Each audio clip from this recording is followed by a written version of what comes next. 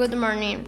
Today we are going to talk about sociolinguistic and it divides in four themes. In first place, we are going to talk about importance for learning a language and translation.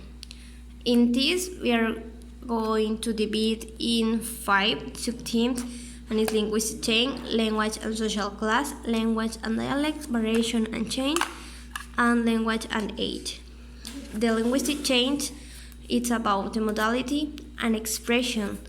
Language and social class is divided in the meaning because it's not the same talk in English in a social media or media social or high social. In the variation, divides in the time or the types of the language. For example, the British English or the American English, and the time because side in the past we are not talk of the same for that now. And the language and dialect, it's about expression.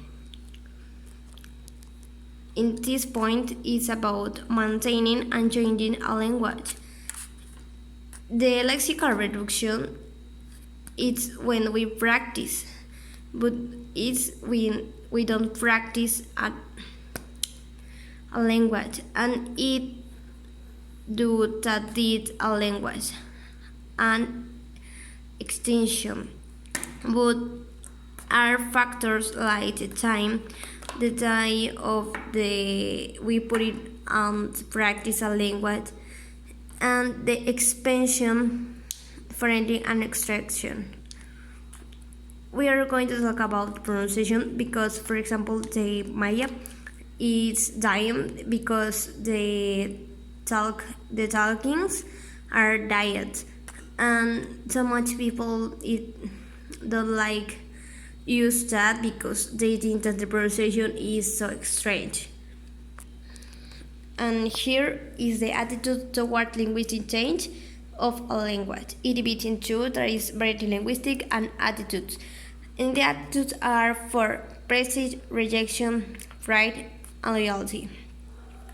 And the linguistic variety is, for example, the education, the abstract generation, the topic, because it's not the same for that talk now or talk or grandpas, grandmothers, and the education because a teacher talks so much better than our. And that is it. And in this point is the aspect of a language and its relationship to translation. It divides in three. In first place is the etymological origin. It talks about the origin words and the history because if without the history we don't understand the origin words. And it's, for example, in the Spanish we have so much words that have a central theme. For example, we don't know, but the term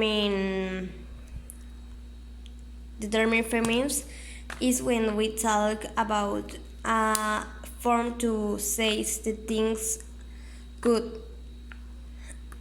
For example, an euphemism is when we says, or your dog is not so beautiful, for not say your dog is ugly.